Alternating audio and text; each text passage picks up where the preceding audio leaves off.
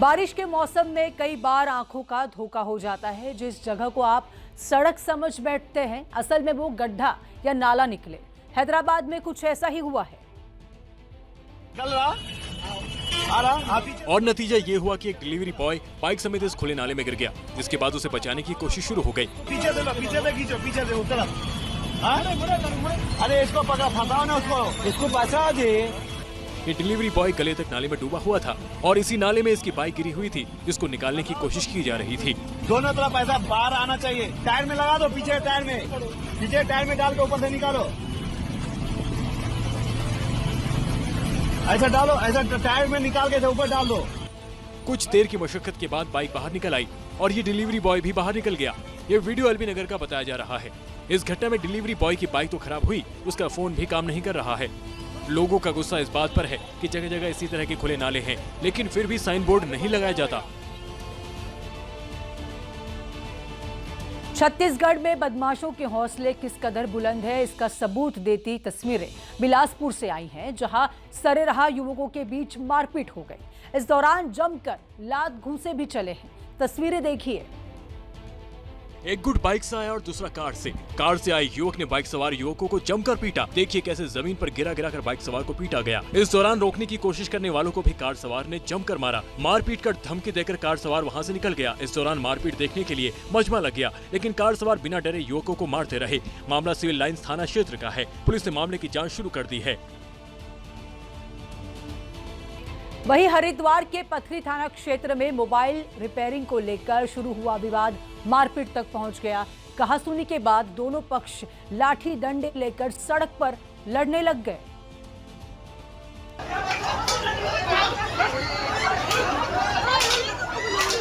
जिसे जो मिला उसी पर ही टूट पड़ा। दोनों पक्षों में एक दूसरे पर ऐसी लाठी बरसाई जैसे सड़क ना हो, कोई जंग का मैदान हो। कपड़े फट गए, लाठी टूट गई, लेकिन दोनों पक्ष पीछे नहीं हटे। दनादन लाठी बरसाते रहे।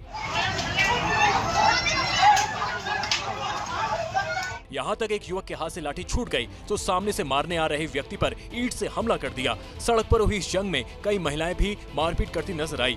लड़ाई में किसी का सिर फूटा, किसी का चेहरा खून से लथपथ हो गया, लेकिन लड़ाई नहीं रुकी। मारपीट से सड़क पर भारी भीड़ जमा हो गई, लेकिन किसी ने लड़ाई को रोकने की कोशिश नहीं की। वहीं मारपीट का वीडियो वायरल हुआ तो पुलिस हरकत में आई।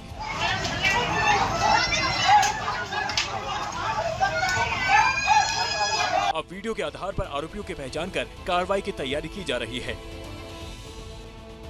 अब आपको लिए चलते हैं हरियाणा, जहां पर चेन स्नैचर के हौसले बुलंद है। जहां के जिनसे चेन स्नैचिंग का वीडियो अब सामने आया है, जिसमें स्नैचर बेखौफ अंदाज में महिला के गले से चेन स्नैचिंग करते दिखाई दिए। देखिए कैसे चेन छीनी और चोर फरार हो गया। जिस महिला के गले से स्नैचर ने सोने की चेन छीनी वो बीजेपी नेता की पत्नी है। महिला के पति बीजेपी में जिला उपाध्यक्ष की जिम्मेदारी रखते हैं। सीसीटीवी में मॉडल टाउन पार्क के पास काला सूट पहने महिला पैदल जाती दिखी। इनमें से एक स्नैचर स्कूटी से उतरा और उसने महिला का पीछा किया और मौका देखते ही महिला की चेन छीनी और फरार हो गया। महिला इन चोरों के पीछे भागी थी, लेकिन पकड़ नहीं पाई। वहीं यूपी के कानपुर में ग्राहकों की सेहत के साथ किस तरह से खिलवाड़ किया जा रहा है, उसकी गवाही देता ये वीडियो आया है। आप देखिए, कानपुर के ढाबे में खाना खाने के दौरान ग्राहक की रोटी में छिपकली निकल गई, जिसके बाद ग्राहक को उल्टियां होने लगी। तब ग्राहक ढाबे के संचालक से शिकायत करने पहुंचा। यही वाली है। हाँ, यही वाली। ये क्या छिपकली? ये हटाइए, आप ये हटाइए। ये आप देखिए, हाथ लगाइए ना इसमें। ये देखो पहले आप। ये देखिए छिपकली का पूरा बच्चा, छोटी मोटी। मामला जीटी रोड हाईवे पर बने रमैया ढाबे का है, जहां रोटी बनाने वाले कारीगर ने रोटी के साथ छिपकली भी तंदूर में सेक दी और देखा तक नहीं। अब आपको लिए चलते हैं बिहार में, जहां पर कुत्ते के बाद अब बिल्ली ने भी आवास प्रमाण पत्र के लिए आवेदन कर दिया है। इससे पहले सोनालिका ट्रैक्टर, बाइक और एयरफोन के साथ साथ अमेरिकी राष्ट्रपति ट्रंप के नाम से भी आवेदन किया जा चुका है। इस ऑनलाइन आवेदन में आवेदक की तस्वीर की जगह बिल्ली की तस्वीर लगी है। आवेदक के नाम की जगह कैट कुमार लिखा गया है। इस बिल्ली ने खुद को पुरुष की श्रेणी में रखा है और पिता का नाम कैटी पॉस बताया है। इसी तरह मां के नाम की जगह कटिया देवी लिखा गया है।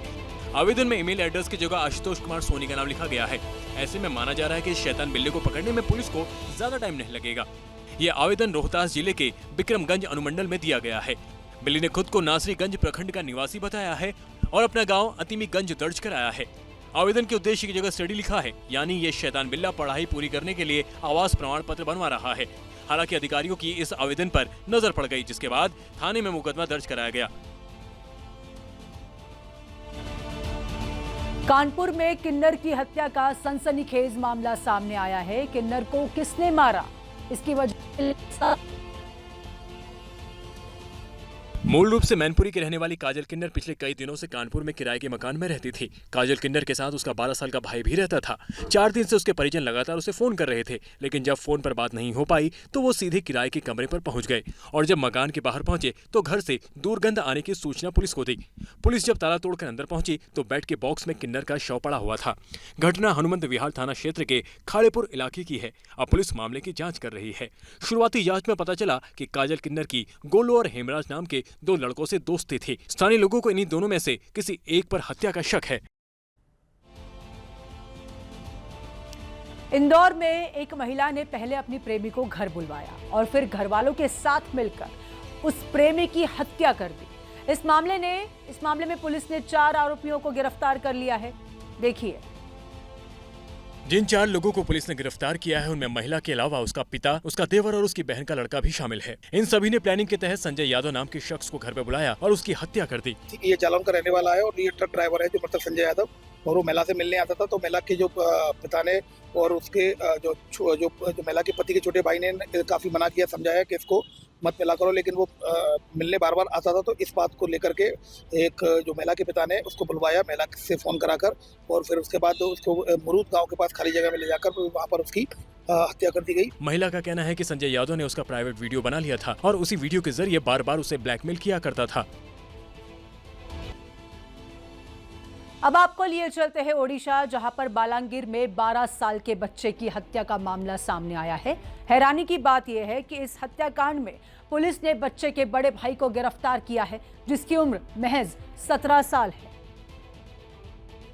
17 साल के लड़के ने बताया कि माँ बाप उसे कम प्यार करते थे और पूरा ध्यान 12 साल के उसके छोटे भाई पर देते थे, जिससे वो आहत था।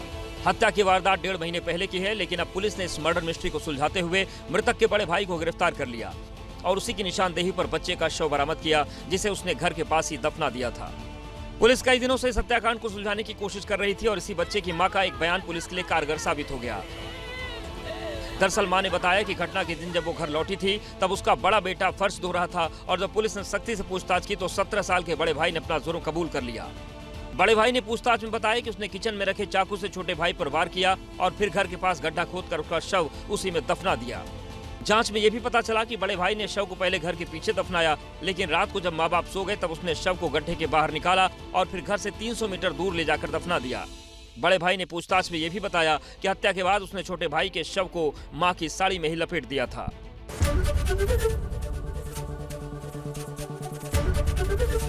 एबीपी गंगा, खबर आपकी, जुबान आपकी।